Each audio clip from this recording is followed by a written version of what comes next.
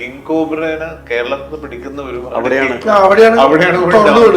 ഒരു പ്രാവശ്യം ഇന്ദ്രന്റെ ഒരു സീക്വൻസ് ഇവര് ക്യാമറ വെച്ചിട്ട് ഇന്ദ്രൻ ഇങ്ങനെ നടന്നു വരുന്ന ഒരു ഷോട്ട് എടുക്കുമ്പോ ബാക്ക് പ്ലച്ചക്കുന്നിട്ട് വലിയൊരു സാധനം വീണ് ഇങ്ങനെ അത് അങ്ങോട്ടേക്ക് പോയി. അപ്പം പുതിയ തലങ്ങൾ തേടി കണ്ടുപിടിക്കണം. അങ്ങനത്തെ സ്ഥലങ്ങൾ കണ്ടുപിടിച്ച് ഇവര് കൊണ്ടുവന്ന് ഞങ്ങളെ കൊണ്ട് എവിടെ നിർത്തി. ഇപ്പൊ നമ്മളിങ്ങനെ പോയിക്കൊണ്ടിരിക്കുക. ബാവല് ഓടുന്നു, ഞാൻ ഇപ്പുറത്ത് ഓടുന്നു, ജോബി ഇപ്പുറത്ത് ഓടുന്നു. കുറെ കഴിഞ്ഞിട്ട് ജോബി അവിടുന്ന് ഷർട്ടെല്ലാം ഊരിയിട്ട് ഇങ്ങനെ ആകുന്നുണ്ട്. പറഞ്ഞു എന്താ. അപ്പൊ നമ്മൾ പോയി നോക്കുമ്പോൾ ജോബി കിടലൻ സ്ഥലം, നമുക്ക് പറ്റിയൊരു സ്ഥലം. അന്ന് മുതൽ അത് ഉടുപ്പൂരി മല എന്ന് നമ്മളത് പേരിട്ടു. ട്രാൻസ്ഫോമർ പൊട്ടിത്തെറിച്ച് കംപ്ലീറ്റ് ഇതൊന്നും അതിന്റെ കൂടെ രഞ്ജിത്തിനും ബാഹുലിനും ഷാഫിക്കൊന്നും ഒരു പ്രശ്നം. എൻജോയ് ചെയ്യായിരുന്നു. നല്ല ഒറിജിനൽ പൊട്ടട്ടെ അവിടെ കാറ്റ്. ഓ അത് പൊട്ടിയോ? ക്യാമറ കൊടുത്തോളൂ. റിയൽ ആയിട്ടൊരു ഷോട്ട് എടുക്കാന്നൊക്കെ. ഈ ചാലഞ്ചിങ് സംഭവങ്ങളൊക്കെ ഇഷ്ടം. പക്ഷെ ഈ ബ്രേക്കിന്റെ ഇത് പ്രാക്ടിക്കൽ ഇഷ്യൂ ആകുമ്പോൾ നമുക്കത് വലിയ താല്പര്യമുള്ള കാര്യമൊന്നുമല്ല. നല്ല പണി കിട്ടിയിട്ടുണ്ട്. സത്യം പറഞ്ഞാൽ ഇതിലൊരു ചില കാര്യങ്ങൾ മാത്രമേ നമുക്ക് ഡിസ്ക്ലോസ് ചെയ്യാൻ പറ്റുള്ളൂ. അതുകൊണ്ട് ഒരു വടി എടുത്തിട്ടാണ് ഇരിക്കുന്നതെന്ന് വിചാരിക്കുന്നത്. നരേന്ദ്രന്റെ റോളിനെ ശരി, എന്റെ അടുത്ത് തന്നെ ചോദിച്ചു. Make every wedding unforgettable. Joya Lucas, world's favorite jeweler. Smart phone പർച്ചേസിന് ഓക്സിജൻ നൽകുന്ന ഉറപ്പ്. ഏറ്റവും കുറഞ്ഞ വില, വമ്പിച്ച collections, best finance, cash back and exchange ഓഫറുകൾ. സ്മാർട്ട് ഫോണിന് only Oxygen. Oxygen, the smartphone expert. Hello and welcome to Moviewell media. It's me Noorjahan and ഇന്ന് എന്റെ കൂടെ ഉള്ളത് എക്കോ എന്ന സിനിമയുടെ വിശേഷങ്ങളുമായി സിനിമയുടെ ക്രൂ ആണ്. വെൽക്കം. Thank you. നമ്മൾ ടീസറൊക്കെ കാണുമ്പോഴത്തേക്ക് ഒരു മിസ്റ്റീരിയസ് വൈബ് അടിക്കുന്നുണ്ടെങ്കിലും നിങ്ങൾ എല്ലാവരും നല്ലൊരു ജോളി മൂഡാണ് തോന്നുന്നല്ലോ. സിനിമ കഴിഞ്ഞല്ലോ.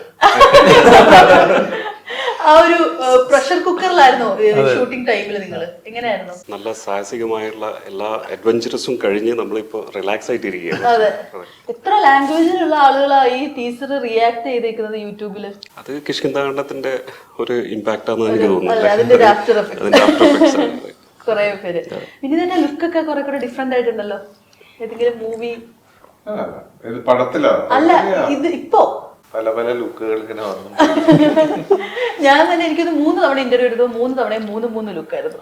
കഴിഞ്ഞ തവണ വേറൊരു ലുക്ക്, ഒരു ലുക്ക് ഇങ്ങനെ ചേഞ്ച് ചെയ്തുകൊണ്ടിരിക്കുന്നു. അപ്പൊ എന്തായാലും എക്കോയുടെ വിശേഷങ്ങളിലേക്ക് വരികയാണെങ്കിൽ നമുക്ക് ക്യാരക്ടേഴ്സിന്റെ ഒരു ബ്രീഫ് ഇൻട്രൊഡക്ഷൻ വെച്ച് തുടങ്ങിയാലോ? കുഴപ്പമുണ്ടോ? ഡയറക്ടർ ഞാൻ വരുന്ന മുന്നേ കുറച്ച് നല്ല ലിസ്റ്റ് കൊടുത്തിട്ടുണ്ട്.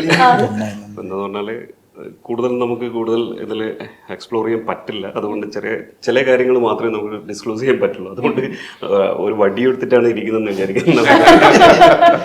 നരേന്ദ്രന്റെ റോളിനെ ശരി, എന്റെ അടുത്ത് തന്നെ ചോദിച്ചു. ഞാൻ ഇതിലൊരു നേവിക്കാരനായിട്ടാണ്. ഇയാളൊരു സ്ഥലത്തേക്ക് ചില കാര്യങ്ങൾ അന്വേഷിക്കാൻ വരുന്നു. He's in search of something has happen to him. അയാൾ ഓരോരോ സ്ഥലത്തു നിന്നും ഓരോ കാര്യങ്ങൾ, ഓരോ ഇൻഫർമേഷൻ ഗ്യാദർ ചെയ്ത് he's trying to find out something. ഇത്രയാണ് മാക്സിമം. ഒരു ഇത്തിരി സീരിയസ് ആയിട്ടുള്ള ഒരു ക്യാരക്ടർ. ഐ മീൻ വിഷയം കുറച്ച് സീരിയസ് ആണ്. സന്ദീപിന്റെ കുറെ കൂടെ ഡിഫറെന്റ് ആയിട്ടുള്ള ഒരു ക്യാരക്ടറാന്ന് തോന്നുന്നു അല്ലെ? ടീച്ചറൊക്കെ കണ്ടപ്പോൾ നമുക്ക് അങ്ങനെയാ ഫീൽ ചെയ്തത് അല്ലെ? അപ്പൊ ഇതിനെ കുറിച്ച് എന്താ ഒരു ബ്രീഫായിട്ട് എന്ത് പറയാൻ പറ്റും എക്കോനെ പറ്റിയിട്ട്? ആ സിനിമ ഒരു പീരീഡ് ഹിസ്റ്ററി ഡ്രാമ ജോണറിൽ വരുന്ന ഒരു സിനിമയാണ്. കഴിഞ്ഞില്ലേ? ആ സിനിമയിൽ ഞാനൊരു ഭാഗമാണ്. എല്ലാവരുടെയും ഒപ്പം ഞാനും ഒരു ഇമ്പോർട്ടന്റ് ക്യാരക്ടർ ചെയ്യുന്നുണ്ട്. വിളിച്ചേട്ടാ എല്ലാവരുടെ അടുത്ത് അവരൊപ്പം ഞാൻ ടീച്ചർ നോക്കിയപ്പോഴത്തേക്കാണെങ്കിലും ഇത് റിയാക്ട് ചെയ്തവർക്കും കംപ്ലീറ്റ്ലി ഒന്ന് എക്സ്പ്ലെയിൻ ചെയ്ത് പറയാനായിട്ട് അറിയില്ല. ഭയങ്കര ഒരു മിസ്റ്റീരിയസ് ആയിട്ടുള്ളൊരു സംഭവം. അതിനകത്ത് ആനിമൽ ട്രിലോളജി എന്നുള്ളൊരു സംഭവം കണ്ടോ? അതെന്താ സംഭവം? അല്ല, അത് ബാഹുലിന്റെ ഇത് നമ്മുടെ കിഷ്കിന്താഖണ്ഡം, അതിനുശേഷം Kerala crime files, next Eko. ബാഹുലിന്റെ റൈറ്റിംഗിൽ ഒരു തേർഡ് വൺ ആനിമൽ ട്രയോളജി. എല്ലാത്തിലും ആനിമൽസിന്റെ പ്രസൻസ് ഉണ്ട്. അതുകൊണ്ട് നമ്മൾ അങ്ങനെ ഒരു ടേം വെച്ചു. ആക്ച്വലി ഇപ്പൊ എക്കോ കണ്ടു കഴിഞ്ഞാൽ തന്നെ അതിൽ ആനിമൽ ട്രിലോളജി എന്ന് പറഞ്ഞപ്പോൾ തന്നെ അപ്പം ബാക്കിയുള്ള പടവും കാണാനുള്ള ഒരു തുറയുണ്ടാവും ഓഡിയൻസിന്. മീൻസ് പുതിയൊരു പ്രേക്ഷകൻ. ആ രീതിയിലെല്ലാം നോക്കുമ്പോൾ അത് ടോട്ടലി ഒരു പാക്കേജ് ആയിട്ട് വെക്കാന്ന് വെച്ചു. ഈ മൂവീസ് തമ്മിൽ എന്തെങ്കിലും ഒരു ഇന്റർ കണക്ഷൻസ് ഉണ്ടാവോ? ഇല്ല അങ്ങനെ യൂണിവേഴ്സ് ഒരു പ്ലാൻ ചെയ്യുന്നില്ല. 3 സ്റ്റാൻഡ് അലോൺ സിനിമകൾ ഉണ്ടാവും, പക്ഷെ അതിലൊരു സ്റ്റിമുലേറ്റിംഗ് എസൻസ് ഉണ്ടാവും, ഒരു കോമൺ ഫാക്ടർ ആയിട്ട്. അത് നമ്മുടെ ആനിമൽ ആയിട്ട് വരും. അപ്പൊ ഇത് ഈ ഒരു ആനിമൽ ട്രിലോളജിയിലുള്ള അവസാനത്തെ മൂവിയാണോ ഇത്? ആ ഒരു ഞാൻ ഇങ്ങനെ വായിച്ചപ്പോ കണ്ടിരുന്നു ഇതാണ് ലാസ്റ്റ് മൂവി. ട്രിലജി എന്ന് പറഞ്ഞാൽ 3 അപ്പൊ അതിൽ മൂന്നാമത്താണ് അതിന്റെ ഫൈനൽ ചാപ്റ്റർ ആണ് ഇത്. Okay okay. ആദ്യം ഒരു ഐഡിയ കിട്ടിയിട്ടുണ്ടായിരുന്നോ ഈ ഒരു എങ്ങനെയായിരുന്നു ഇതിനകത്തോട്ട് കാസ്റ്റിംഗിൽ വന്നത്?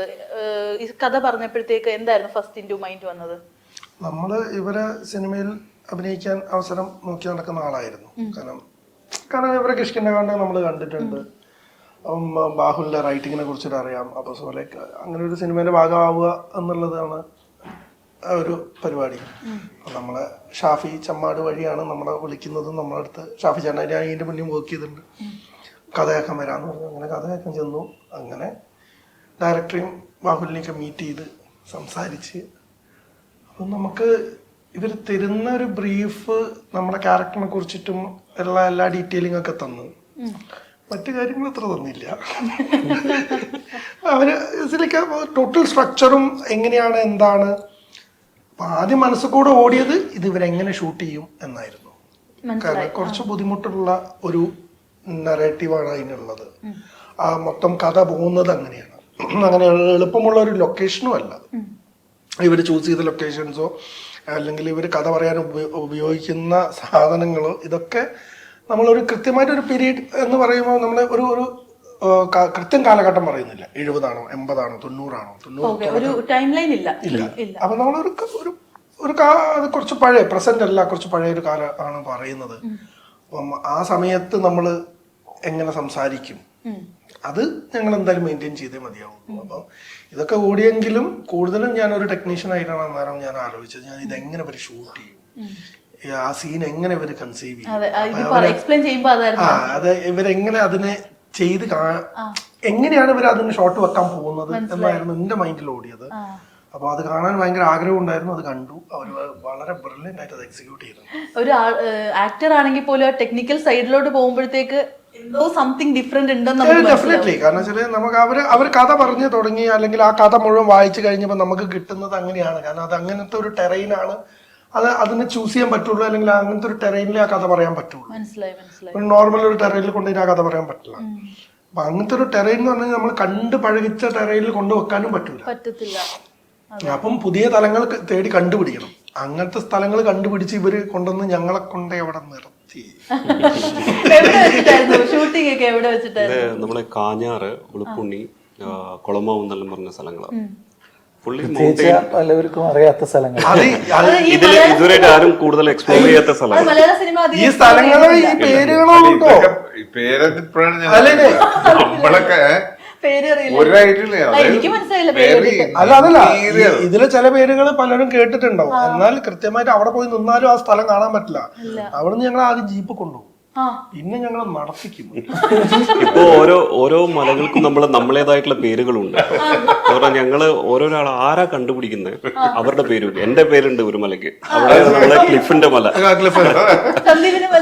സന്ദീപിന്റെ ഇവരുടെ മലയിലേക്ക് കൊണ്ടുപോകുന്ന ഇവര് പേരിട്ട് കളിക്കുന്ന മലയിലേക്ക് ഞങ്ങളെ കൊണ്ടുപോകുക, അവിടെ അട്ടേനെ കൊണ്ട് കടിപ്പിക്കുക, അങ്ങനെയുള്ള വിനോദങ്ങളൊക്കെയാണ്. നല്ലൊരു ടോർച്ചറിലൂടെ കടന്നു പോയിട്ടുണ്ടെന്ന് ആ സംസാരത്തിന് മനസ്സിലാവുന്നുണ്ട്. അതിലൊരു മല എന്ന് പറഞ്ഞാൽ നമ്മുടെ ജോബിൻ, നമ്മള് ഒരു മലയിലെത്തി. അപ്പൊ നമ്മളിങ്ങനെ പോയിക്കൊണ്ടിരിക്കുക. ബാവല് ഓടുന്നു, ഞാൻ ഇപ്പുറത്ത് ഓടുന്നു, ജോബി ഇപ്പുറത്ത് ഓടുന്നു. കുറെ കഴിഞ്ഞിട്ട് ജോബി അവിടുന്ന് ഷർട്ടെല്ലാം ഊരിയിട്ട് ഇങ്ങനെ ആകുന്നുണ്ട്. നമ്മൾ പറഞ്ഞു എന്താ. അപ്പൊ നമ്മൾ പോയി നോക്കുമ്പോൾ ജോബി കിടലൻ സ്ഥലം, നമുക്ക് പറ്റിയൊരു സ്ഥലം. അന്ന് മുതൽ അത് ഉടുപ്പൂരി മല എന്ന് നമ്മളത് പേരിട്ടു. ജോബിൻ എന്ന് പറഞ്ഞാൽ നമ്മുടെ അസോസിയേറ്റ് ആണ്. പക്ഷെ എഴുതിയെടുത്താണ് ഈ പേരുകളൊക്കെ. ഈ പടറി കഴിഞ്ഞാൽ എക്കോ മല, രഞ്ജിത്ത് മല, ഫേമസ് ആവും. നിങ്ങൾ നോക്കോ, ഇത് കാണാനായിട്ട് ആൾക്കാർ പോകും. കറക്റ്റാ. നിരഞ്ജൻ എന്താ ഇതിനകത്ത് ഇതേപോലെ കിട്ടിയ ഒരു പുതിയ ഒരു പ്ലേസ് അവിടുന്ന് കണ്ട എക്സ്പീരിയൻസ്? എനിക്കൊരു അനുഭവം ഉണ്ട്. അതില് പോസ്റ്ററിലൊരു കാറ് കാണുന്നുണ്ട്. അത് എനിക്ക് എന്നെ ഭയങ്കരമായി ടെൻഷൻ അടിപ്പിച്ചു. കുളമാവിലെ ഷൂ, അത് ഞാൻ പറയാൻ പാടില്ല, പക്ഷെ അത് നല്ല ടെൻഷൻ അടിപ്പിച്ച് ബ്രേക്ക് ഒന്നും പൊതുവെ ഇല്ലാത്തൊരു വണ്ടിയൊക്കെ തന്ന് ഞാൻ എന്നിട്ട് കൂടെ ഒറിജിനാലിറ്റിക്ക് വേണ്ടിയിട്ടാണ്. മെത്തേഡ് ആക്ടിങ് ഒന്ന് അത് ഇവർക്ക് അബദ്ധം പറ്റിയതാണോ അതോ അത് ശരിക്കും നടന്നതാണോ എന്ന് അറിയില്ല. അപ്പൊ ബ്രേക്ക് ചവിട്ടിയത് ഇവിടെ ചവിട്ടിയ ഏകദേശം 1/2 കിലോമീറ്റർ കഴിഞ്ഞ് നിൽക്കും സംഭവം. പക്ഷെ അപ്പോഴേക്കും ഒരു വളവിൽ മിക്കവാറും നമ്മൾ എവിടെ എത്തും നമുക്ക്. അപ്പോൾ കൂടെ പിന്നിലെപ്പോഴും ഇതിന്റെ ശരിക്കുള്ള ഓണർ വരുന്നുണ്ട് ബ്രേക്ക് ഓയിലുമായിട്ട്. കാരണം ബ്രേക്ക് ഇല്ലാത്ത. അപ്പോൾ ഞാൻ ഒരു സാഹിർ എന്ന് പറഞ്ഞ ആർട്ടിസ്റ്റ് ഉണ്ട്, അദ്ദേഹത്തിൻ്റെ അടുത്ത് എപ്പോഴും കാരണം ഡയലോഗ്സ് ഒക്കെ ഉണ്ടല്ലോ. ഞാൻ പറഞ്ഞു ഒരു റേഞ്ച് ഒരു പോയിന്റ് എത്തിക്കഴിഞ്ഞാൽ എനിക്ക് അറിയാൻ പറ്റും ഇത് പണി പാളുമില്ലേ എന്ന്. അതുവരെ നമ്മൾ ട്രൈ ചെയ്യുമല്ലോ. അത് എത്തിക്കഴിഞ്ഞാൽ ഞാൻ പറയും ചാടിക്കോളാൻ പറയും. കാരണം പിന്നെ നമുക്ക് അറിയില്ല. കാരണം നമുക്ക് അതുവരെ നമുക്ക് അറിയാലോ നമുക്ക് എങ്ങനെ വയ്യാലും കുറച്ച്. പക്ഷെ അതുകൂടി കഴിഞ്ഞ് പണി പാളി എന്ന് പറയാം. അപ്പൊ പുള്ളി ഇങ്ങനെ എപ്പോഴും അതിന് ഇങ്ങനത്തെ ഇതിപ്പോ ഒരു ഷോട്ടൊന്നും അല്ല, അങ്ങനത്തെ ദിവസങ്ങൾ ഉണ്ടായിരുന്നു. അങ്ങനെ കുറച്ച് സമയങ്ങളുണ്ടായി, കുറച്ചധികം. അപ്പൊ അതൊക്കെ ഒരു ഇത്തിരി ഭയങ്കര. ഇപ്പൊ ആലോചിച്ച് നോക്കുമ്പോ കാറ് തിരിച്ചു പോകുന്നു, അതിന് ഹാൻഡ് ബ്രേക്ക് ഇല്ല. പിന്നെ വേറൊരു വണ്ടിയിൽ നിന്ന് ആൾക്കാർ ഓടി വന്നിട്ട് കല്ലെടുത്തിട്ട് കാറ് സ്റ്റോപ്പ് ചെയ്യും. കാരണം അത് കുറച്ച് നല്ല ഇപ്പൊ പറയുമ്പോ ഏത് വണ്ടി ഓട്ടിക്കാന്നുള്ള അവസ്ഥയായിരിക്കും. ധൈര്യം കൂടി ആ ഒരു ട്രോമയെന്ന് അങ്ങോട്ട് മാറിയിട്ടില്ല. എത്ര മനുഷ്യന്മാരെ ട്രോമയിലാക്കിയിട്ടിരിക്കുക. വിനീതേട്ടൻ എന്താ അങ്ങനെ ഒരു എക്സ്പീരിയൻസ് നമ്മുടെ സിനിമയിൽ? എന്തെങ്കിലും പുതിയ സ്ഥലങ്ങൾ വല്ല കണ്ടുപിടിച്ചോ? ഇത് തന്നെയെല്ലാം ഇഷ്ടംപോലെ ഒരു വാട്ടർഫോളിന്റെ കാര്യം പറയാം. വാട്ടർഫോള് പിന്നെ ഈ പറഞ്ഞ പോലെ സന്ദീപ് പറഞ്ഞ പോലെ ചില സ്ഥലങ്ങള് ഭയങ്കര. പക്ഷെ ജോക്സ് അപ്പാർട്ട് അതൊക്കെ അതിജീവിച്ച് ഇവര് അത് എക്സിക്യൂട്ട് ചെയ്ത് അത് പ്ലാൻ ചെയ്ത് വർക്ക് നടന്നു എന്നുള്ളതാണ്. ഇപ്പൊ നമ്മൾ വെറുതെ ഒരു കാറ്റടിച്ച് മഴ പെയ്തെന്നാൽ ശരി ഇന്ന് പാക്കപ്പ് അതല്ല. പല ദിവസങ്ങളിലും ഒട്ടും പ്രാക്ടിക്കലായിട്ട് നടക്കൂല എന്നിട്ട് 4 to 5 hours ഒക്കെ ഇരുന്ന് ഷൂട്ട് ചെയ്ത് പെട്ടെന്ന് ക്ലിയർ ഒരു യു വിൽ ഗെറ്റ് ഒരു 1/2 hour 40 minutes. ഒരു മേജർ പോർഷൻ അതായത് ഇവരും ക്രൂ വാസ് അലേർട്ട്. അതുകൊണ്ട് ഒരുപാട് നമുക്ക് ഡെയിലി മഴയായിരുന്നു. Heavy rain, heavy wind. അതിന്റെ മെയിൻ ക്രെഡിറ്റ് നമ്മുടെ ഷാഫിക്കൊക്കെ പോകും. ഷാഫിക് ചെമ്മാൻ എന്ന് പറഞ്ഞാൽ നമ്മളെ കൺട്രോൾ. എന്താ പറഞ്ഞാൽ ചില ദിവസങ്ങളിൽ ഞങ്ങൾ രാവിലെ എണീറ്റിട്ട് ഈ മഴയുടെ തീവ്രത കണ്ടിട്ട് ഞങ്ങൾ ഇങ്ങനെ എന്താ ചെയ്യുക, ഇന്ന് പണി പാളുമോ, വെറുതെ ഒന്ന് ഷാഫിക്ക് തന്നെ വിളിക്കും. ഷാഫിക്ക ഇന്ന് നമുക്ക് എന്താ പരിപാടി? രഞ്ജിത്ത് ഞാൻ അവിടെയുള്ളത്, നിങ്ങൾ പോരിയെന്ന് പറയും. മൂപ്പര് ഓൾറെഡി 5 മണിക്ക്. ഷാഫിക്കാണ് പ്രശ്നക്കാരൻ. ഞങ്ങൾ പലപ്പോഴും വിചാരിക്കും ഇന്ന് ഷൂട്ട് ഉണ്ടാവില്ലെന്ന്. പിന്നെ പുറത്തേക്ക് ഇറങ്ങാൻ പറ്റില്ല, റെഡ് അലർട്ട് ഒക്കെ ഇട്ട് നിൽക്കുമ്പോൾ ഇവര് ലൊക്കേഷനിൽ വെയിറ്റ് ചെയ്യായിരിക്കുന്നു. ഒരു സമയത്ത് ഞങ്ങളുടെ ഹോട്ടലിന്റെ അവിടെ ഒരു അല്ല, ആ സമയത്ത് പല പടങ്ങളും നിർത്തിവെച്ചു. മാത്രമേ പേര് അവിടെ വന്ന് കണ്ടിട്ടുണ്ട് ഇത് എങ്ങനെ നമ്മൾ ഷൂട്ട് ചെയ്യണമെന്ന് ഈ സമയത്ത്. കാരണം ഷൂട്ടിംഗ് നിർത്തിയിട്ട് ഓടൊക്കെ പറന്നു, ട്രാൻസ്ഫോമർ പൊട്ടിത്തെറിച്ച് കംപ്ലീറ്റ്. ഇതൊന്നും അതിന്റെ കൂടെ രഞ്ജിത്തിനും ബാഹുലിനും ഷാഫിക്കൊന്നതും ഒരു പ്രശ്നം. എൻജോയ് ചെയ്യായിരുന്നു. നല്ല ഒറിജിനൽ പൊട്ടട്ടെ അവിടെ അത് പൊട്ടിയോ?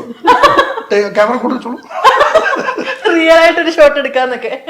ആക്ച്വലി ഒരു പ്രാവശ്യം സന്ദീപും ഞാനും നമ്മുടെ മെയിൻ ക്ലിഫില്ലേ, ഞങ്ങള് ഈ മഴ കാരണം നമ്മളിപ്പോ ഇരുന്ന് ഓർമ്മയുണ്ടോ നമുക്ക്? ലൈറ്റനിങ് എന്നൊക്കെ പറയാറുണ്ടല്ലോ, അത് ക്ലിഫിന് വെരി ഡേഞ്ചറസ്, ഭീകര സ്ട്രീറ്റ്സ് ആയിട്ട് ഇങ്ങനെ. അതിന്റെ വീഡിയോ എന്റെ അടുക്ക് ഇപ്പൊ ഉണ്ട്. എന്ന് പറഞ്ഞാൽ നമ്മളെല്ലാം ഇങ്ങനെ കത്തിപ്പോവും. ഏറ്റവും ടോപ്പിലാണ്, ഏറ്റവും പൊക്കവും. ഇത് വേഗം എനിക്ക് പിന്നെ ജീപ്പൊക്കെ ഇങ്ങനെ ഇളവും പറഞ്ഞപ്പോഴെ പോ. ഞാൻ എക്സാജറേറ്റ് ചെയ്യുന്നില്ല. Upon God, so we experienced all that. Sandeep ഇനി പോവോ അവിടെ? ഇനി ഒരു റെഡ് അലേർട്ട് സമയത്ത് ഇനി എപ്പോഴെങ്കിലും ആ വഴി പോവോ?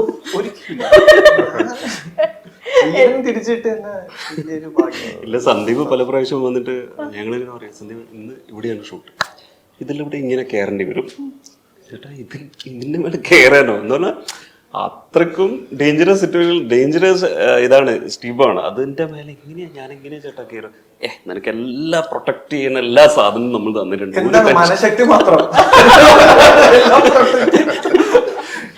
ശരിക്കും എന്തെങ്കിലും സേഫ്റ്റി സംഭവങ്ങളൊക്കെ ഉണ്ടായിരുന്നോ? അതോ അല്ല, നമുക്ക് ഈ പറയുന്ന മല ടെറൈനൊക്കെ ആയതുകൊണ്ട് നമുക്ക് സേഫ്റ്റി ഓപ്പൊന്നും വിടാൻ ആകാശം മാത്രമേ ഉള്ളൂ. പറ്റത്തില്ല, ഒന്നുമില്ല.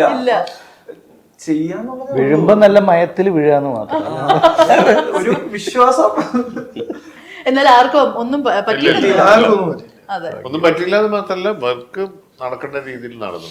അതെ ഇൻസ്പൈറ്റ് ഓഫ് മഴ ഓൾ ദിസ്. അതെ. ഇത് എല്ലാം കഴിഞ്ഞിട്ട് പ്രിവ്യൂ കണ്ടപ്പോ എന്താ ഫീൽ ചെയ്തത്? നമ്മള് കണ്ടില്ല. കണ്ടിട്ടില്ല. ഞങ്ങൾ 21 തിയേറ്ററിൽ കാണുന്നുണ്ട്. തിയേറ്ററിലേ കാണുള്ളൂ. കൂടെ പറയാം.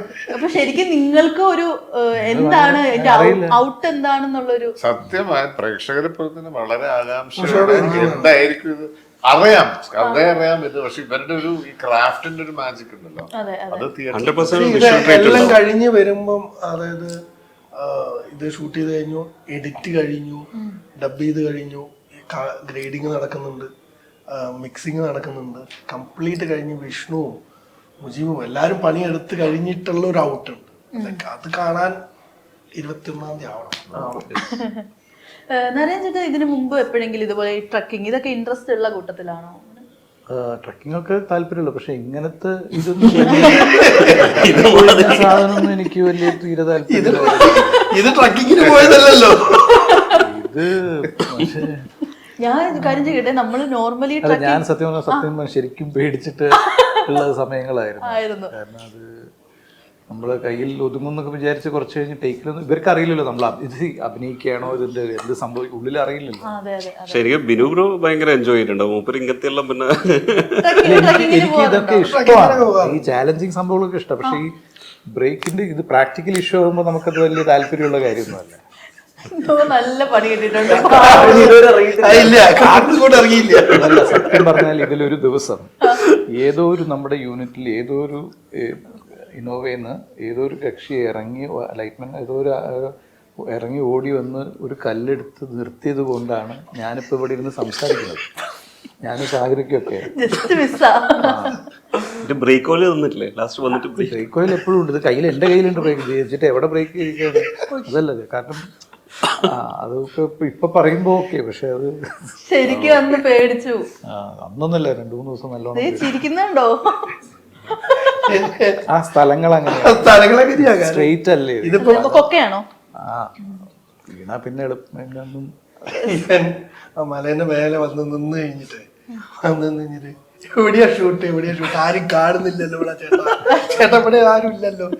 ഇങ്ങനെ ഇവരെന്താ അവിടെ കാണിക്കുന്നത്? ഇവര് കുന്നിന്റെ ചെരുവിൽ ഇറങ്ങി നിന്നിട്ട് ഇവിടെ എവിടെയാ ബാബാ. ഒരിക്കലും ഷൂട്ട് നമുക്കൊരു കോമൺ സെൻസ് ഉണ്ടാവുമല്ലോ. ഓക്കെ, നമ്മൾ ലൊക്കേഷനിൽ പോകുന്നു, ഇവിടേക്ക് ആയിരിക്കും ഷൂട്ട്, ഇവിടെ ആയിരിക്കത്തില്ല. അത് എവിടെ ആയിരിക്കില്ല നമ്മുടെ കോമൺ സെൻസ് പറയുന്നു, അവിടെ ആയിരിക്കും ഷൂട്ട്. അപ്പൊ അത് മേലിതപ്പോ നല്ല പച്ച പുൽത്തകിട് ഇങ്ങനെ ഇറങ്ങുന്നുണ്ട്. അപ്പൊ ഇവിടെ ആയിരിക്കും ചേട്ടാ, ഇങ്ങോട്ട് താഴോട്ട് നോക്കിയപ്പോ നല്ല പാറയുടെ ഇടയിൽ ഇറങ്ങി. ഞാൻ ചോദിക്കട്ടെ, ഈ നമ്മൾ യൂഷ്വലി ട്രക്കൊക്കെ ചെയ്യുമ്പോഴേ കഷ്ടപ്പെട്ട് മുകളിലോട്ട് കയറി കഴിയുമ്പോഴത്തേക്ക് നമുക്ക് ഇത് എങ്ങനെ തിരിച്ചിറങ്ങും അങ്ങനെ ഒരു സംഭവം ഇതിലൂടെ തലയിലൂടെ പോവല്ലോ.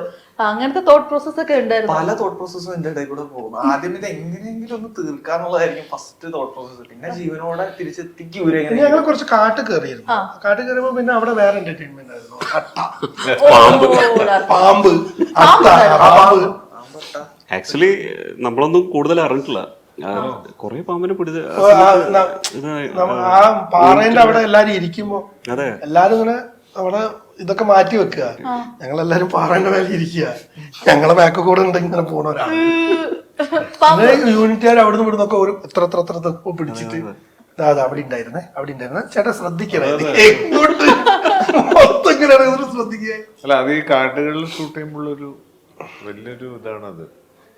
നമ്മൾ 7ാമത്തെ വരവ് ഹരിയാൻ സാറിന്റെ പടം ഷൂട്ട് ചെയ്യുന്ന കണ്ണവൻ കാട്ടിലാണ്.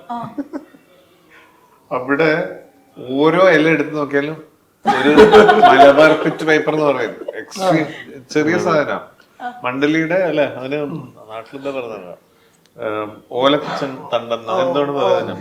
It will coil it self and that triangular head will be like this. ശരിക്കും ഒരു മുനിയൊക്കെ തപസ്സരിക്കുന്ന ഇങ്ങനെ ഇരിക്കുന്നുണ്ടാവും. അല്ലെങ്കിൽ നമ്മള് ജനറലി പറയില്ലേ, ഈ തട്ടിയാൽ പാമ്പ് വൈബ്രേഷൻ കേട്ടാ പോകുന്നു. ഈ ഒരു 15-20 ആൾക്കാർ ഈ സ്ഥലത്തൊക്കെ നടക്കലും വൈകുന്നേരം വരെ മെഡിറ്റേഷൻ.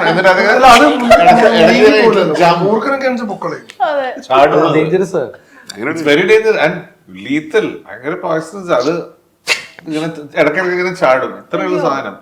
അപ്പൊ അതിലൊരു ഫൈറ്റ് സീക്വൻസ് ഉണ്ട്. ഞാനും ഇന്ദ്രജിത്തും കൂടെ വീണ് അത് ഇന്റീരിയർ കാണാൻ പറ്റില്ല, കൂത്തുപറമ്പിൽ ഉള്ളിലേക്ക് പോകണം, റിസർവ് ഫോറസ്റ്റ്, അതിന്റെ ഉള്ളില് വീണിട്ട് ഇങ്ങനെ ഉരുളുന്ന ഒരു സീക്വൻസ് ആണ്. അതിന്റെ ക്ലൈമാക്സ് ടുവേർഡ്സ് ആയിട്ടുള്ള ഒരു ഷോട്ടാണ്. അപ്പൊ ഞാനും ഇന്ദ്രനും ഓരോ ഇലയായിട്ട് അത് വീൽ മാർക്ക് ഏരിയ, ഇന്ന സ്ഥലത്ത് കൂടെ ആയിരിക്കും നമ്മൾ പോവാന്നുള്ളത്, ബ്ലൈൻഡ് ആയിട്ട് പോകാൻ പറ്റില്ല. എന്നിട്ട് ആർട്ടും നമ്മളും കൂടെ ഓരോ ഇലയായിട്ട് ഇതിനെ തൂക്കി തൂക്കി അപ്പുറത്തപ്പുറത്തേക്ക് ഇടും, അല്ലെങ്കിൽ ഇതിന്റെ മുകളിലാണ് പോയി വീഴുക. അത്ര ഡേഞ്ചറസ് ആയിരുന്നു. അതുപോലെ ഇത് കിങ് കോബ്രേനെ കേരളത്തിൽ നിന്ന് പിടിക്കുന്ന ഒരു അവിടെയാണ് ഒരു പ്രാവശ്യം ഇന്ദ്രന്റെ ഒരു സീക്വൻസ് ഒരു പുഴയുടെ സൈഡില് ഹ്യൂജ് കാടാണ് ബാക്കില്. അപ്പൊ ഈ ക്യാമറ വെച്ചിട്ട് ഇന്ദ്രൻ ഇങ്ങനെ നടന്നു വരുന്ന ഒരു ഷോട്ട് എടുക്കുമ്പോ ബാക്കിൽ പ്ലച്ചക്ക് എന്നിട്ട് വലിയൊരു സാധനം വീണ് ഇങ്ങനെ ഇങ്ങനെ ഇങ്ങനെ അത് അങ്ങോട്ടേക്ക് പോയി. ഇവിടെ ഷോട്ട് എടുത്തോണ്ട് നിൽക്കാണ്, നോക്കുമ്പോ ഈ ചേട്ടന് അതുപോലെ ഒരു ഒരു സ്ഥലത്ത് നമ്മള് ഷൂട്ടിങ് ഇതിന്റെ ഈ തോല് കണ്ടു. അപ്പൊ അവിടുത്തെ ലോക്കൽസ് ഉണ്ടായിരുന്നു, അവര് പറഞ്ഞു നിങ്ങൾ താഴെയല്ല നോക്കേണ്ടത്, മേലെയാണ് നോക്കേണ്ടത്. ഇവര് ഇതിന്റെ മേലെ മരത്തിന്റെ മേലിലാണ് ഉണ്ടാവുക. ഷിഫ്റ്റ് ചെയ്തിട്ടൊക്കെ ഉണ്ട്. ഈ രാജവെമ്പാല ഉണ്ടെന്ന് പറഞ്ഞിട്ട് ചില സ്ഥലത്ത് വി ഹാവ് ടു ഷിഫ്റ്റ്. ഇതിന്റെ തോലുണ്ട് കണ്ട്, ചിലപ്പം അതിന്റെ ഉള്ളിൽ മുട്ടയിട്ടിട്ട് കിടക്കായിരിക്കും വേരിന്റെ അവിടെ. So we have to shift. അല്ല, അങ്ങനത്തെ റിസ്ക് ഹാപ്പൻസ്. പക്ഷെ അതില് ഹാറ്റ്സ് ഓഫ് നമ്മൾ പറയുന്ന ഈ ലൈറ്റ്മെൻ ഇവരോടൊക്കെ അവിടെ ഒരു 2KV വെക്കെന്ന് പറഞ്ഞാല് മനുഷ്യന്മാർ ഇന്ന് വരെ ചവിട്ടാത്ത സ്ഥലമായിരിക്കും. ഇത്ര കാടും ചെടിയൊക്കെ ഉണ്ടാവും, അവിടേക്ക് ഇവര് ചവിട്ടിയിട്ട് അങ്ങ് പോകും. സോ അത് ഞാനുണ്ടാവുമ്പൊക്കെ അവരോട് പറയും, like you to be careful, ഇങ്ങനെ ബ്ലൈൻഡ് ആയിട്ട് കയറി പോകരുത്. സോ അങ്ങനത്തെ ഒരുപാട് റിസ്ക് ഫാക്ടേഴ്സ് ജനറലി ഉണ്ടാവും. പക്ഷെ എല്ലാത്തിനും ഐ തിങ്ക് ഒരു ഗ്രേസ് ഓഫ് ഗോഡ് ഇങ്ങനത്തെ, because your intention is clear. പല പ്രശ്നങ്ങളും വരാവുന്നൊരു ലൊക്കേഷനാണ് സംഭവിച്ചിട്ടില്ല. അത് വളരെ എന്താ പറയാ തമാശയോട് കൂടി പറയുന്നത്. ഇത്രയും സീരിയസ് ആണ് ഇപ്പോഴാ തോന്നുന്നു, ഇത്രയും സീരിയസ് ആയിരുന്നു ഇത് ശരിയല്ലേ? ഏതായാലും പടം കഴിഞ്ഞല്ലോ. ഇറങ്ങി വന്നില്ലായിരുന്നോ അവിടോട്ടൊന്നും? ആര് നിങ്ങളുടെ മനസ്സിൽ ഇങ്ങനെയൊക്കെ ഉണ്ടെന്നുള്ളത് ഇപ്പോഴറിയാം. അതെ, നിങ്ങൾ ഷെയർ ചെയ്തിട്ടില്ലായിരുന്നു? ഷെയർ ചെയ്തൊക്കെ പടത്തുനിന്ന് കട്ട് ചെയ്താലോ? അല്ല, പക്ഷേ എങ്കിലും നമുക്ക് എപ്പോഴും ആർട്ട് ഡിപ്പാർട്ട്മെന്റും അതിന്റെ അവരെല്ലാം ടേക്ക് അവരാദ്യം പോയി ക്ലീൻ ചെയ്യും, അവര് നോക്കും. അവർക്കും എന്ത് റിസ്ക് അല്ല. അവര് പക്ഷെ ബ്രേവ് ആയിട്ട് അത് പല സിനിമകൾക്കും നമ്മളിപ്പോ ചില വെള്ളത്തിലൊക്കെ ഇറങ്ങി നിൽക്കേണ്ട സമയമൊക്കെ വരും, ആദ്യം ഇവരാണ് വെക്കുക. അത് പക്ഷെ വോളണ്ടറി ആയിട്ട് ചെയ്യുന്ന ആൾക്കാരുണ്ട്, അവര് ഫോഴ്സ്ഫുള്ളി ചെയ്യിപ്പിക്കുന്നല്ല. അവര് നല്ല ധൈര്യത്തോടു കൂടി ഇപ്പൊ ഇത് ചെയ്യുന്ന എത്രയോ പടങ്ങളുണ്ട്. നമ്മളിപ്പോ ചില എസ്പെഷ്യലി ഹീറോയിൻസ് ഒക്കെ പോകേണ്ട സമയമുണ്ടോ, അവിടെ ചളിയാണോ ആഴാണോ കുഴിയാണോ, അവിടെ എന്തെങ്കിലും കമ്പുകൾ ഉണ്ടോ ഒന്നും അറിയില്ല. ചിലപ്പോ you have to jump in to the thing. അത് ആർട്ട് ഡിപ്പാർട്ട്മെന്റ് ആണ് ചെയ്യുന്നത്. ഈ പടത്തിനും അതെ, ഇപ്പം സന്ദീപ് പറഞ്ഞില്ല ഇങ്ങനെ ഈ ക്ലിഫിൽ കയറുന്നതൊക്കെ അവരാദ്യം ഹെൽപ്പ് ചെയ്യും. They will clear the place for you. So അങ്ങനെ ഒരു ഡെഫിനറ്റ്ലി ആൻഡ് ആ crew will take care of safety എല്ലാം നോക്കും. ശരിക്കും ഇവരാരും നമ്മൾ പോലും കേൾക്കാത്ത സ്ഥലങ്ങളാ. എങ്ങനെ കണ്ടുപിടിച്ച ഈ സ്ഥലങ്ങളൊക്കെ? അല്ല, ഇത് സ്റ്റാർട്ടിങ് സ്റ്റേജിൽ നമുക്ക് കുറച്ച് ഡ്രൈ പ്ലേസ് ആയിരുന്നു ആദ്യത്തെ സ്ക്രിപ്റ്റ് വൈസ് നമ്മൾ പ്ലാൻ. ഡ്രൈ പ്ലേസ് എന്താ, ഗോൾഡൻ ഗ്രാസ് എന്നെല്ലാം പറയില്ല, ആ രീതിയിലുള്ള മലകളും കുന്നുകളെല്ലാം ഉള്ള സ്ഥലങ്ങൾ. അപ്പോൾ നമ്മൾ കുറേ നോക്കി, പല സ്ഥലങ്ങളും നോക്കിയിട്ടൊന്നും നമുക്ക് ഈവൻ ട്രിവാൻഡ്രം മുതൽ അങ്ങോട്ടുള്ള വെസ്റ്റേൺ ഗഡ്സ് എല്ലാം നമ്മൾ തപ്പിയതാണ്. അതിലൊന്നും നമുക്ക് അങ്ങനെ പ്രോപ്പറായിട്ട് പ്ലേസ് കിട്ടിയില്ല. നമുക്ക് മെയിനായിട്ടൊരു മല വേണ്ട ആവശ്യമുണ്ടായിരുന്നു, അവിടെ ഒരു വീട് അങ്ങനെയുള്ള സംഭവങ്ങൾ. പക്ഷെ അങ്ങനെ പ്രോപ്പറായിട്ട് പ്ലേസ് കിട്ടാതെയാണ് നമ്മൾ ഈ കാഞ്ഞാറിൻ്റെ ഭാഗത്ത് കിട്ടിയത്. അപ്പോൾ ഷൂട്ട് നമ്മൾ ഡിസംബറിൽ നമ്മൾ ലൊക്കേഷൻ ഫൈനലൈസ് ചെയ്തു. നമ്മളെ പ്ലാൻ എന്ന് പറഞ്ഞാൽ മെയിൽ ഷൂട്ട് ചെയ്യാന്നുള്ളേ, മെയിലിൽ ഈ ഡ്രൈ ടൈമിൽ ഷൂട്ട് ചെയ്യാന്നുള്ളേ. പക്ഷെ സന്ദീപിൻ്റെ ആ സമയത്ത് വേറെ പടങ്ങളുണ്ടായിരുന്നു, പടക്കളത്തിൻ്റെ എല്ലായിട്ട് നമ്മൾ കുറച്ചും കൂടി ഡിലേ ആയി. അപ്പം തന്നെ അവിടെ നിന്നുള്ള ആൾക്കാർ, ലൊക്കേഷൻ മാനേജേഴ്സ് പറഞ്ഞു, നിങ്ങളിത് വിചാരിക്കുന്നില്ല, ഇവിടെ ചെറുങ്ങനെ ഒന്ന് മഴ പെയ്താൽ തന്നെ ആ ഡ്രൈനസ് പോയിട്ട് പച്ചപ്പ് വരും. അപ്പോഴത്തേക്ക് നമ്മൾ ഷൂട്ട് സമയത്ത് നോക്കുമ്പോൾ totally changed, like full greenery ആയിരുന്നു. പക്ഷെ നമുക്ക് എല്ലാം കൊണ്ടും നമുക്ക് ഇതൊരു വേറൊരു വിഷ്വൽ സംഭവമായിട്ട് മാറി എന്നുള്ളതാണ്. നമുക്ക് എന്തോ എല്ലാം കൊണ്ടും ഇതിന്റെ ഇപ്പൊ നിങ്ങൾ ടീച്ചർ കാണുമ്പോൾ ആ മിസ്റ്റ് എല്ലാം വന്നപ്പോൾ തന്നെ വേറെ ഒരു മൂടി, വേറെ ഡിഫറെന്റ് ഒരു സംഭവം കിട്ടിയ, അത് ബ്ലെസ്സിങ് ആണ്. നല്ല ഇപ്പൊ നമ്മൾ ഈ കിഷ്കിന്ധാകാന്ഡത്തിനെ കുറിച്ച് പറയുകയാണെങ്കിൽ എല്ലാവർക്കും അതെന്ന് പറയുമ്പോഴത്തേക്ക് ഒരു ബെഞ്ച് മാർക്കാണ്. അപ്പോൾ നെക്സ്റ്റ് മൂവി എന്ന് പറയുമ്പോഴത്തേക്ക് എത്രത്തോളം എന്താ പറയുക അതിൻ്റെ ഒരു പ്രഷർ ഉണ്ടായിട്ടുണ്ടോ? 100% അത് എന്തായാലും ഉണ്ട്. എല്ലാവരും എന്നോട് പല ആളുകളും സംസാരിച്ചിട്ടുണ്ട്, ഏത് നെക്സ്റ്റ് പടം മോഹൻലാൽ വെച്ചിട്ട് മമ്മൂട്ടി സാറിന് ഇങ്ങനെ പല ഇത്. പക്ഷേ എന്താ പറഞ്ഞാൽ എല്ലാവരും തോട്ട് എന്ന് പറഞ്ഞാൽ ലൈക്ക് ഞങ്ങൾ നെക്സ്റ്റ് വേറെ കുറച്ചും കൂടി വലിയ പടങ്ങൾ ചെയ്യാൻ പോകുന്നതാണ്.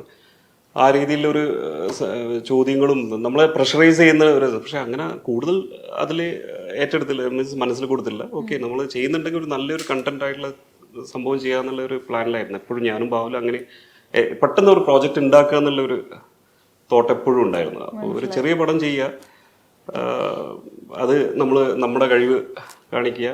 എനിക്കൊന്ന് നമ്മൾ അതിൽ സക്സസ് ആയിരിക്കുന്നു എന്നാ തോന്നുന്നത് നിങ്ങളെനി കണ്ടിട്ട്. എല്ലാവരും പറയുന്നുണ്ടായിരുന്നു ഫോറസ്റ്റ് വിട്ട് ഒരു കളി ഇല്ലല്ലോ എന്ന്. കാട്, പച്ചപ്പ്, ശരിക്കും കാടിനോടൊരു സ്നേഹം കൂടുതലുണ്ടോ? ഇല്ല, അങ്ങനെയില്ല. കഥാപരമായിട്ട് സ്റ്റോറി അതിൽ ആവശ്യമുണ്ടായിരുന്നു. അങ്ങനെ ഇപ്പം നാളെ അത് നെക്സ്റ്റ് ഒരു പിന്നെയും കാടിൻ്റെ കഥ വന്നാൽ ഞാൻ ചെയ്യും, അല്ലാതെ അങ്ങനെ ഓക്കെ ഇതിനോട് ഇങ്ങനെ തന്നെ ചെയ്യണം എന്നില്ല. ഇല്ല, നമ്മൾ ഇതിന്റെ ഫ്രെയിംസ് ഒക്കെ നോക്കുകയാണെങ്കിലേ, ടീച്ചറിനകത്ത് നോക്കുവാണെങ്കിൽ ഈച്ച് ആൻഡ് എവറി കമന്റ്സ് വരുന്നത് ഇതിന്റെ ഫ്രെയിംസിനെ കുറിച്ചിട്ട്. ഓരോ ഫ്രെയിം, സ്ക്രീൻ പ്ലേ എല്ലാം ടോപ്പ് നോച്ച് ആണെന്നാ പറയുന്നത്. ശരിക്കും പറഞ്ഞാൽ നിങ്ങൾക്ക് ഈ ഒരു ടീച്ചർ കണ്ടപ്പോഴത്തേക്ക് എന്താ ഫീൽ ചെയ്തത്? Technical brilliance. അത് പറയാൻ മസി അതെന്താ വെച്ചാൽ അത് ഏത് ഷോട്ട് എവിടെ പ്ലേസ് ചെയ്യണം, അത് എങ്ങനെ എഡിറ്റ് ചെയ്ത് കണക്ട് ചെയ്ത് without like affecting the main plot, ആൾക്കാർക്ക് മനസ്സിലാകാത്ത രീതിയിൽ അത് കൊണ്ടുവന്നാൽ അതിനാണ് ആ ഒരു എക്സൈറ്റ്മെന്റ് അപ്പോഴല്ലേ വരും. നമുക്ക് ക്യൂരിയോസിറ്റി വരും എന്താണ് ഇതെന്ന് അറിയാനുള്ള. നിങ്ങൾ കാണുന്ന ടീച്ചറും ഞങ്ങൾ അപ്പോഴാണ് കാണുന്നത്.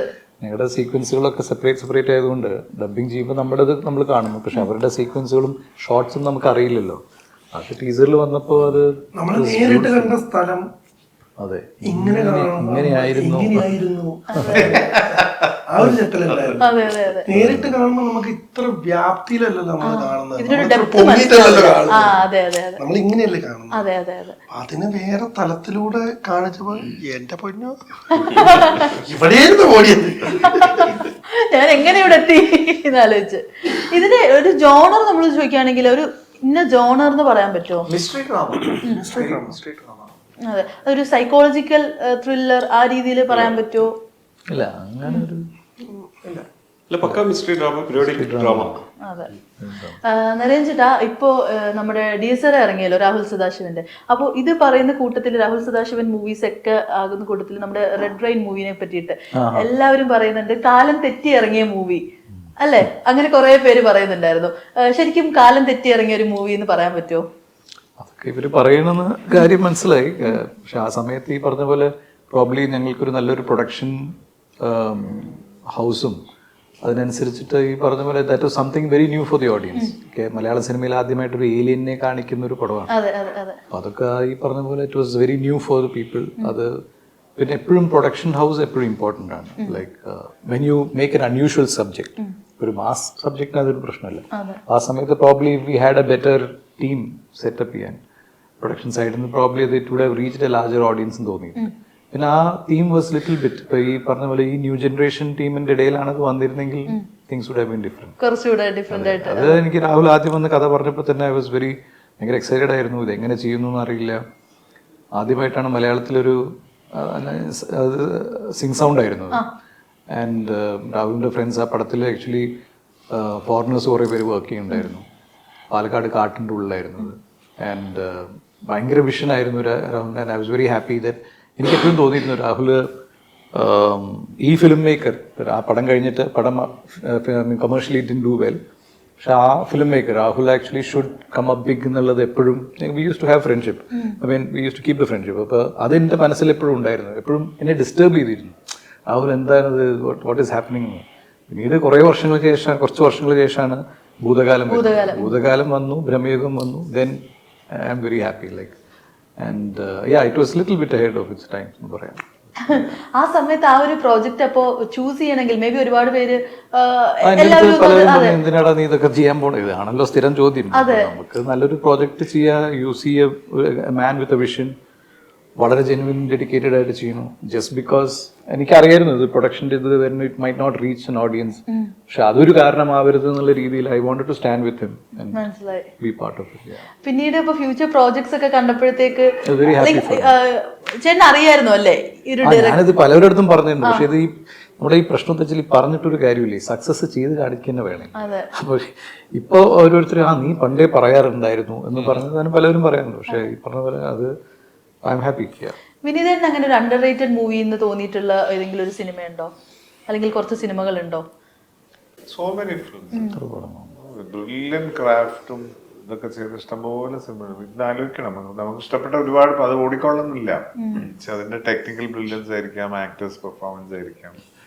നരേൻ പറഞ്ഞ പോലെ ഒരു fate of A film depends on how it is marketed and very important അത് എങ്ങനെയാണ് ആ പ്രൊഡക്ഷൻ ടീം കൊണ്ടുവരുന്നത് എന്നുള്ളത്. പല പുതിയ ആൾക്കാർക്കും അൺഫോർച്ചുനേറ്റ്ലി അങ്ങനെ ഒരു ഗൈഡൻസ് ചിലപ്പം കിട്ടാറില്ല. So they go and fall in the wrong hands and time of release ഇതൊക്കെ എസ്പെഷ്യലി ചെറിയ പടങ്ങളുടെ കാര്യമാണ് ഞാൻ പറയുന്നത്. ചെറുതെന്ന് പറഞ്ഞാല് ചെറിയ രീതിയിൽ ബഡ്ജറ്റിലും ന്യൂ കമേഴ്സിനൊക്കെ വെച്ചെടുക്കുന്ന പടങ്ങൾ, അത് marketing and it's very important especially ഈ കാലത്തും.